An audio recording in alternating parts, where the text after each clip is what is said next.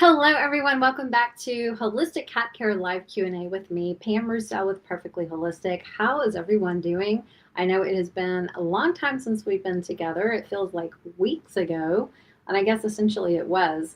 If you guys are joining us tonight and want to learn about holistic health care for your cat and just ideas that you can use to improve the quality of care, longevity, all those good things, definitely hop on in, bring your questions, and let's start off by telling me where you guys are watching from if you're joining us tonight live. If you have friends with cats and you want to share this with them, definitely send them over a link, text them, join us. We are live on Instagram, we are live on Facebook and YouTube platforms. So thank you guys for being here. This hour or so, maybe shorter, depending on how many questions that we have, is really all about you guys and supporting you. So if there are questions that you have, it could be little minor things. Maybe your cat's dealing with something more serious. Ask a question because you never know. I might have some ideas and thoughts or suggestions. Might have a little bit of experience myself personally with that particular situation or issue that I could just share some ideas or wisdom of what worked for me. My background is in holistic health care and muscle testing or energy testing, energy healing work. And so I love looking at things through the lens of energy and frequency versus always just diagnostics after diagnostic, because you can do that with your vet. And I am not a vet, so I am not giving medical advice on any level. I just share the knowledge that I have gained and learned from amazing integrative and holistic vets, practitioners, holistic health professionals. Things that work for people can also work for pets sometimes too. So it's a really cool journey. And so I want to say hi real quick to a couple people over here on Instagram. So Bonnie is here. Hey. Delph Blue up in Canada is here. It's awesome to see you guys. Yeah, so I know it's been a while since we did a live. It was before I went to Super Zoo, and Super Zoo was a blast. And I hope you guys enjoyed all the videos and the content that we shared from Super Zoo, and then after Super Zoo, giving you just a little bit of insight of what that's all about, that experience. It is always like the highlight of my year when I go, because I get to reconnect with friends and professionals in the pet industry, and we always have a really good time. And it's also fun talking with manufacturers and vendors that are there to see what's new and what's coming up. So if you missed our videos, go back and look through our feed and all of our posts and reels, and you'll see some really cool stuff that we found at Super Zoo that we just kind of shared. So anyway, okay, so with all of that out of the way, what questions do you guys have? What would you like to talk about tonight? Is there anything going on that's kind of got you stumped, or you just want to learn a little bit more about? Because that's why we're here. My cats are around somewhere, so they might make an appearance. Yeah, they're around here somewhere. So anyway, one little quick little note is in a couple weeks, about a couple weeks from now, I'm going to have Laura Lee Medley on the radio show to talk about herb gardens for pets, for cats specifically, and how we can support them emotionally as well, spiritually and physically, just creating herb gardens. So that's going to be a really cool topic of discussion. And then sometime in October, I'm working on a schedule right now to introduce you guys to Dr. Susan Recker, who is an amazing veterinarian, actually the bestie of Dr. Karen Becker. And we met at Super Zoo this year, and she's actually going to come on and do a show with me. We're going to talk about the benefits of fresh food feeding, as well as some of the hidden, what do I call it? Hidden things in pet food, like ages. So advanced glycation in products, we're going to talk about that in pet food. A lot of people don't know about that. So if you're feeding cats dry food or even canned food, anything that's packaged and that's been cooked and heated has been processed. And so there is the presence of advanced glycation end products in those foods, even though it's wet food. So we're going to talk a lot about that whole situation. And so she is such a wealth of knowledge and is actually very instrumental in the Animal Diet Formulator, which is a website platform that you can subscribe to help create your own homemade recipes and make sure that they are balanced and complete. So I'm super excited to connect with her on a live, and you guys can join us. It will be in the afternoon. We're not going to do an evening show, but we'll give you guys plenty of heads up notice. It will be recorded. But if you can watch us live, you can ask questions live, which is really cool. So look for that sometime in October. Okay, back from Colombia says, hi, after we finish the vaccine detox program, what would you recommend for ongoing detox? You know, that's a great question. One of the things I don't want you to forget about or skip is making sure to use some things, specific targeted supplements to help restore balance in the gut and immune system. So definitely consider things like maybe medicinal mushrooms, maybe continuing the ion gut support. That's ION, Intelligence of Nature gut support for pets. And you can do that 2 or 3 times a week, just ongoing, because it is so good. It's such an amazing product, number one. So using things like antioxidants, the like medicinal mushrooms would be excellent just for rebuilding, restoring that immune system. Depending on the severity of, you know, what your cat's condition was before you did the detox. So things like the Vengeance product Motherboard can be excellent for helping to rebalance and reset the immune system. So make sure you don't skip that part of the whole plan.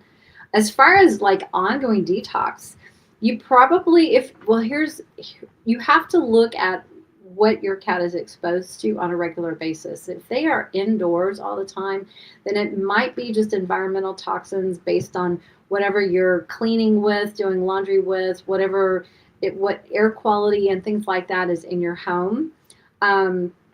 Making sure that it's as toxin free as possible.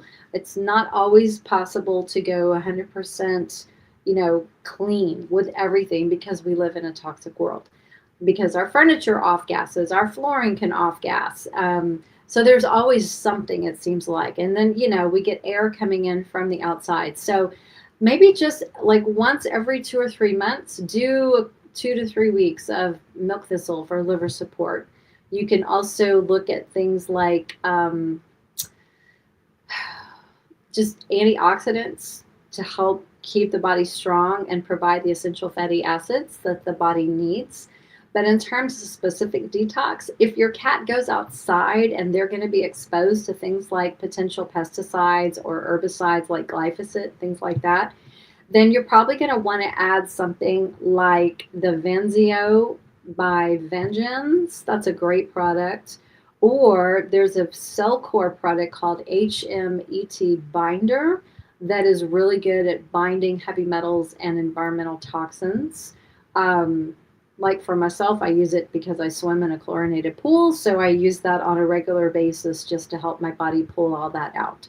So HMET Binder, you can order through Cellcore if you have a provider. If you guys need a provider, I'm happy to be your provider. I can set you up as a client and you can order directly from Cellcore. You can order products for yourself. Again, these products are mostly designed for people, but we can take specific things and use them for pets. So that would be an option. So any kind of zeolite, things like that can pull out toxins and just help the body stay functioning at an optimal level. That's what you can look at, like maybe set it up like on a quarterly basis. And again, it really depends on how much exposure your cat may have. So I hope that gives you some idea. And it doesn't have to be as extensive as your initial detox, unless if you have to go get more vaccines, then you're going to probably want to well, you definitely will want to detox again all the vaccine stuff. So again, look at what your cat's being exposed to and then base it accordingly off that. And if you guys get stuck and you just want to have a conversation about what that looks like, specifically with your kitty, you can always book a free consultation and we can talk about it based on what your cat's exposed to and talk about what you're currently using and see what kind of suggestions I might have for you. So that's a great, great, great question.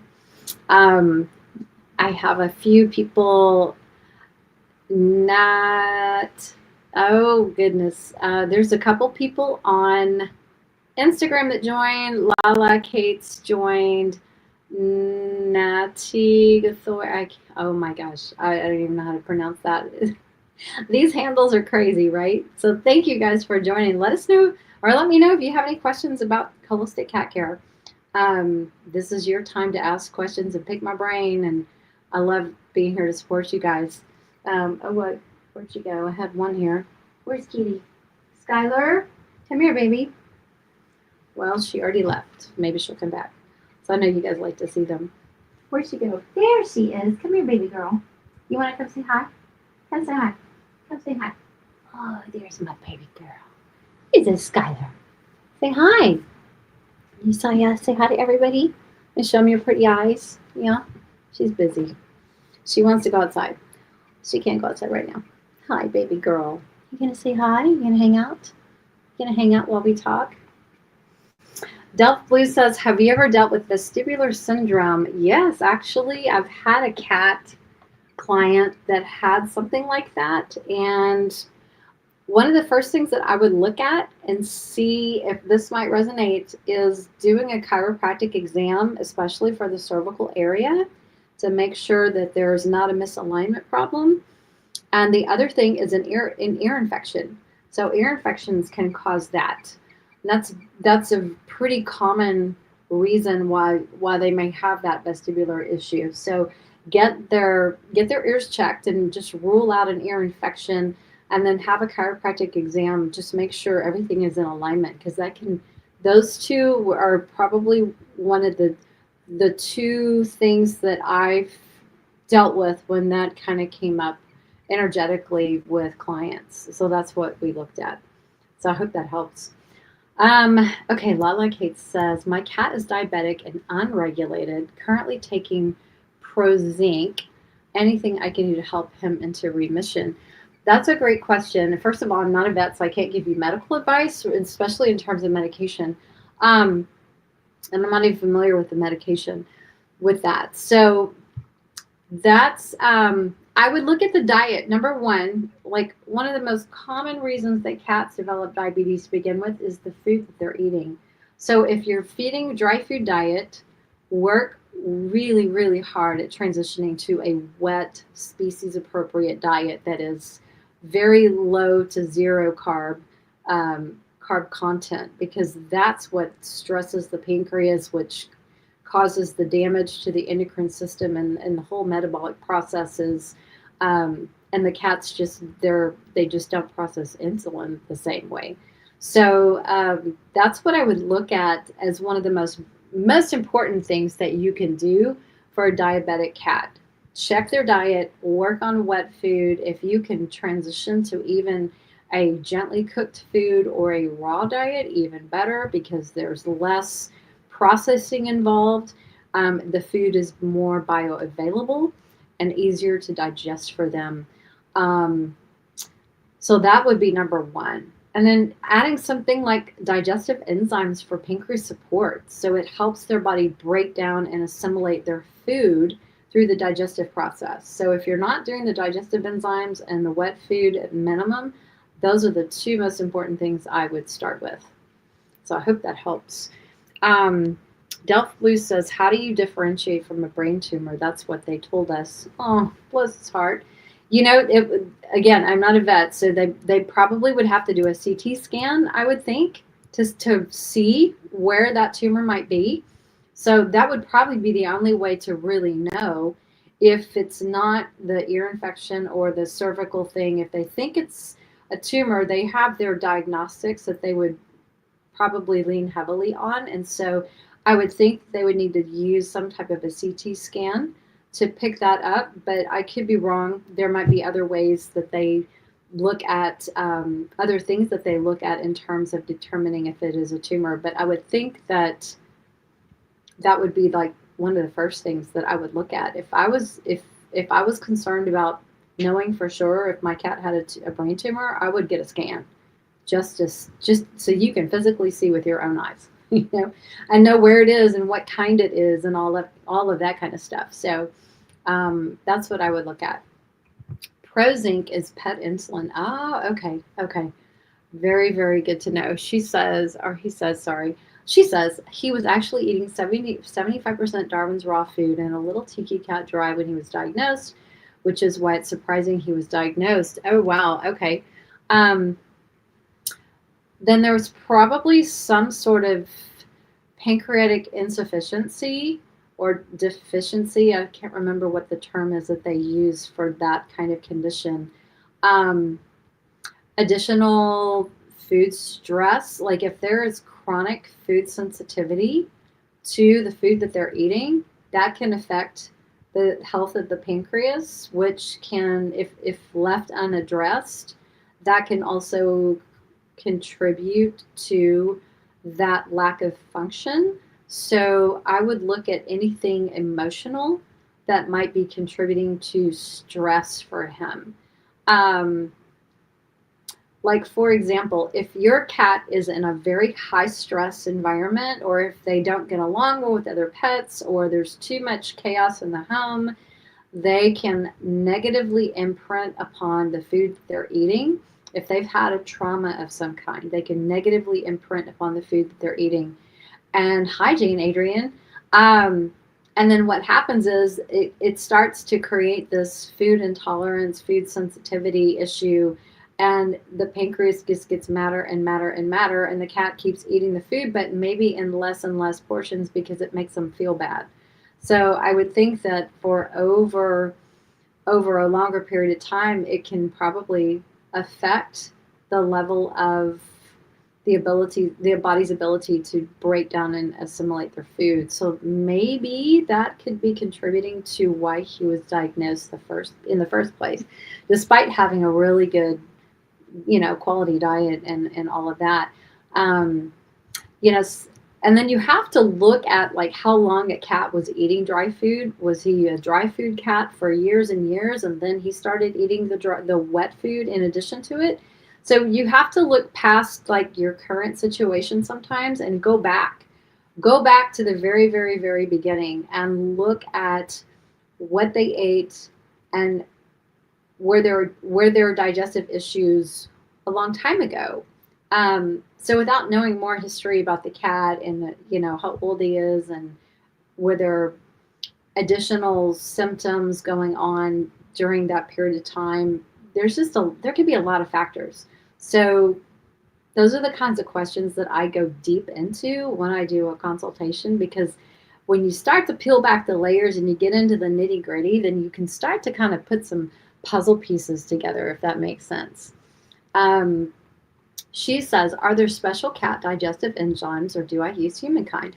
There are cat formulated, and the two crazy cat ladies who are watching right now have an amazing product called Catalyst, which is liquid. It is probably the only liquid digestive enzyme that I am aware of on the market, and it doesn't taste bad. So you can just mix it into their food. It's like a quarter teaspoon, so it's a tiny amount, and do that 2 or 3 times a day, depending on how often your cat eats. It does help tremendously and help. There's just so many benefits. It has antioxidants in it as well as the digestive enzymes. So I would definitely think about adding something like Catalyst, and we also carry it at Purrrfectly Holistic in our shop too. So that's a great question. Let's see what else I missed, and if I missed anybody else over here. Okay, Tony has a question. She goes, hey, for older cats, is it best to choose a food with limited ingredients? Not necessarily. Think about it like this. Let's use a human example.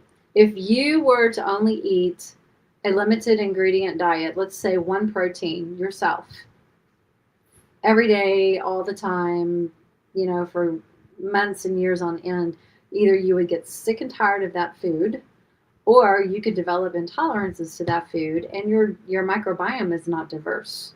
So the more diversity that we can add to the microbiome is through the food that we eat. And cats are just the same. So they can have a healthy, diverse microbiome when we give them diversity in their protein choices. So I have no problem if cat needs to go on a limited ingredient diet for a short time to address like a food intolerance issue, or if you're doing an elimination thing of some kind, or if they have a food sensitivity and you're working with a holistic practitioner to clear all that.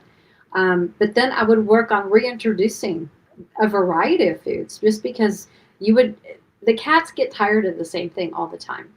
Um, so, so the answer is no. I don't think they need a limited ingredient diet. I think they need diversity, just like any age cat would do better with diversity. Um, yeah. So just remember, there's always a reason behind LIDs. So again, it should be for a time, but if we can address the root cause of whatever made them go on to the limited ingredient diet to begin with, then after you address all that, you should be able to start reintroducing other things again. Um, Let me see what else. Make sure I didn't miss anybody over here on Instagram. Those are great questions. I need to make notes. So put some notes on my description of this video. So yeah, let's see. Any other good questions? I wanted to ask Tony how Colt is doing, by the way. I hope he's doing better. I hope he's feeling a little bit more secure. So yeah, okay. Get some water. Let's see. Sure.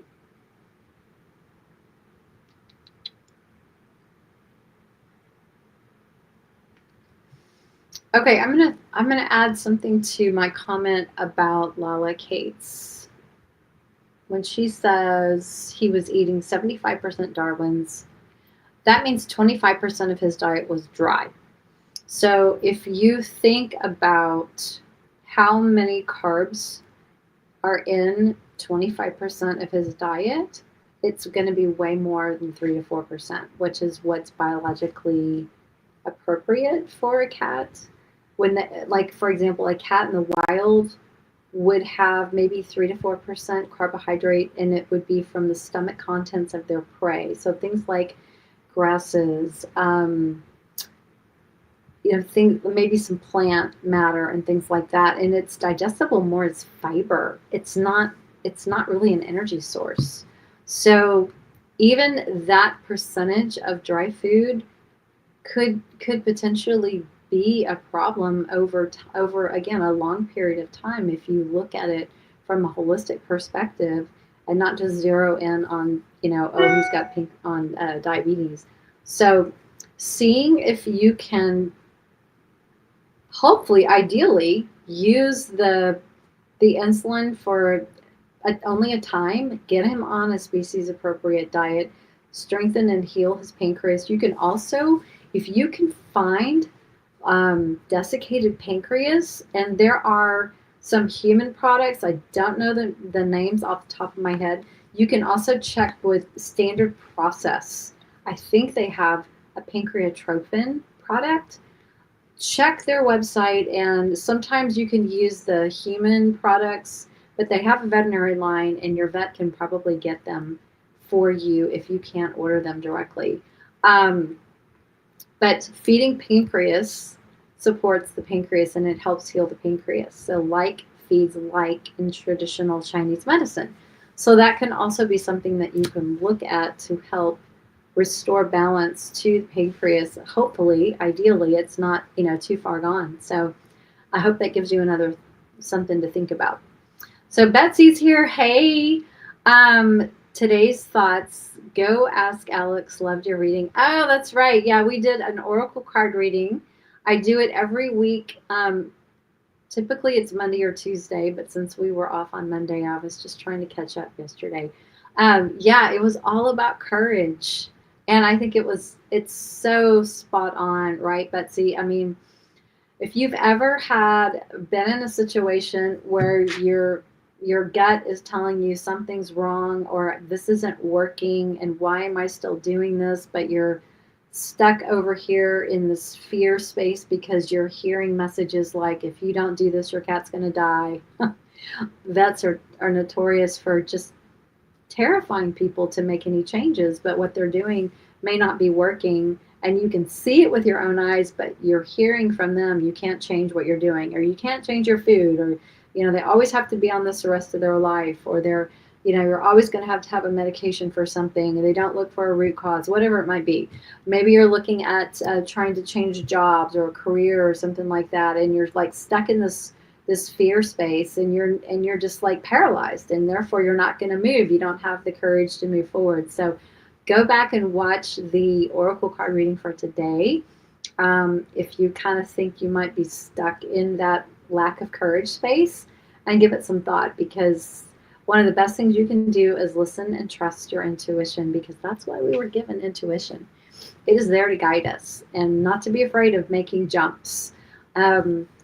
It's not to say that it's not scary, but know that you're going to land on your feet. So if you're leaning into your intuition, the universe has you. God has you in his hands. He's not going to let you just falter and fail. Okay, you're going to land on your feet. You're going to end up exactly where you need to be.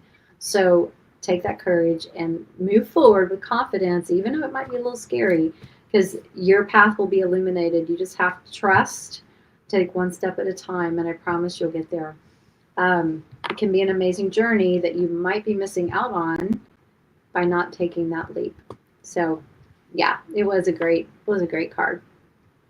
So I wanted to also know, Betsy, how your road trip, are you still on your road trip? Are you back at home? She took her kitties on a road trip last week. I thought it was so fun. And Kitri is I'm planning to do her session tomorrow, by the way. So fingers crossed I can get to that, but I think I can. So yeah. Okay. Let's see. Oh, she's back at home. Okay, good. Yeah, and it went well, I hope. Typo. I know, right? It's yeah, these typos happen, right?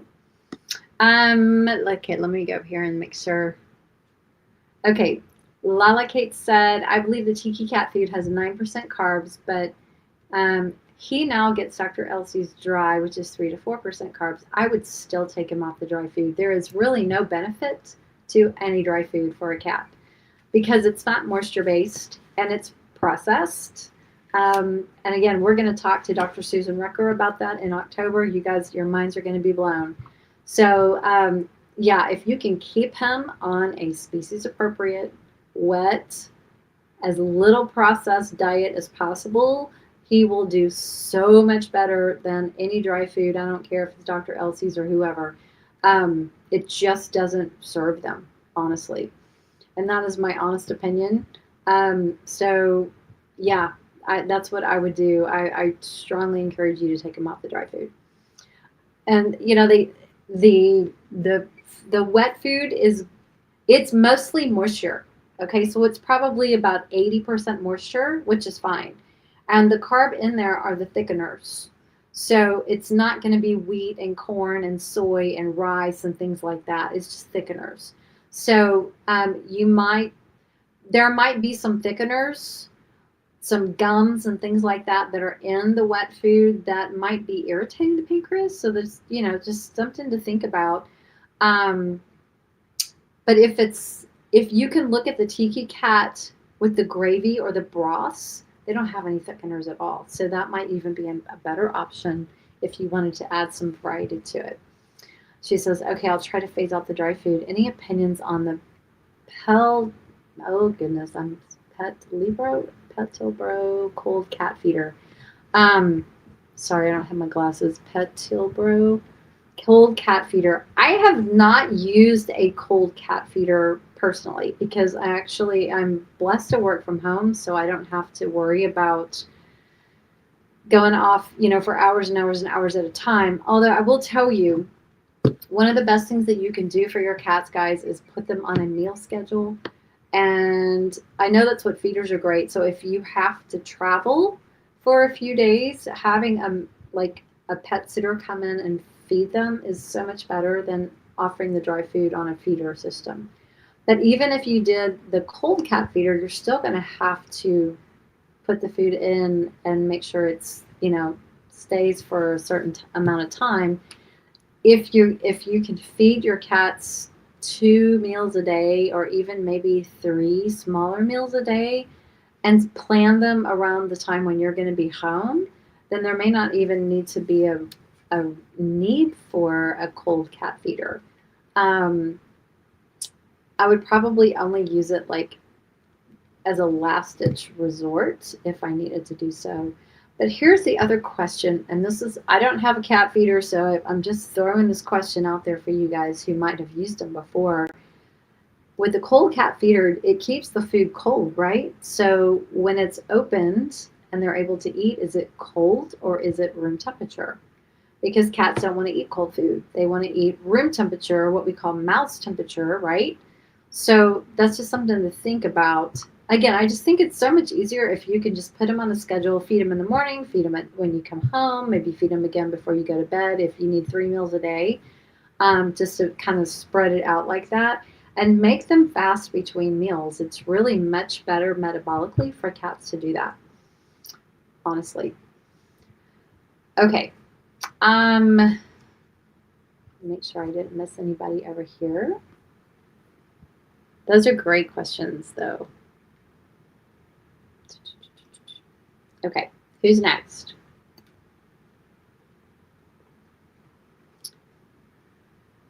Going once, going twice. Who has a question? This has been fun. It's been very informative. Y'all have had great questions tonight, so I'm glad we did this. Let's see. And Betsy, I want to know where you guys went on your road trip, and how did the kitties do? Did you were you in a hotel, and how did they respond out of their environment? It sounds like you had a lot of fun. It's, I'll tell you a story. When I was, I don't remember how many years ago, probably 2015, 2014, something like that. We took a road trip to, we took a road trip to Montana. We took all of our cats. That was in 2014. And then we took another road trip in 2015 to Colorado and took all the cats. And it was so much fun. So I love road trips with kitties. They did so well. Nobody hid. Everybody snuggled with us under the covers at night. They were out during the daytime. They were just hanging out wherever we were. And it was so cool to have a family vacation like that. So, and I do have a cat that likes to cry the first hour and a half of the trip, and then he settles down. And then he sits in my lap, and then he's all happy and he's good to go. So, if you can get through that first initial hour or two when they're just like a little out of sorts and disoriented and not super happy, then they kind of get tired and they get, they go to sleep, they nap, they hang out. Just make the environment very happy and calm, and it can be a lot of fun.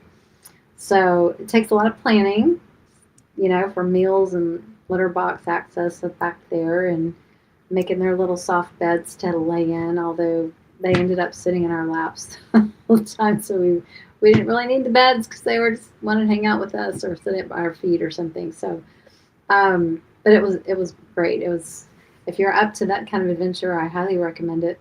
So, yep. Okay.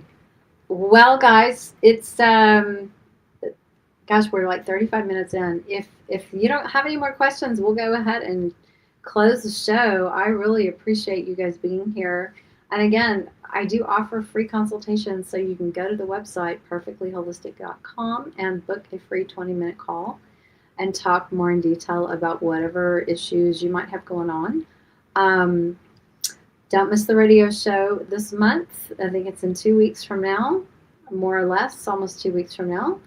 And if you guys have any requests for show ideas or topics, definitely drop them in the comment or send me an email, Pam at purrrfectlyholistic.com. Make sure you get 3 R's in Purrrfectly Holistic.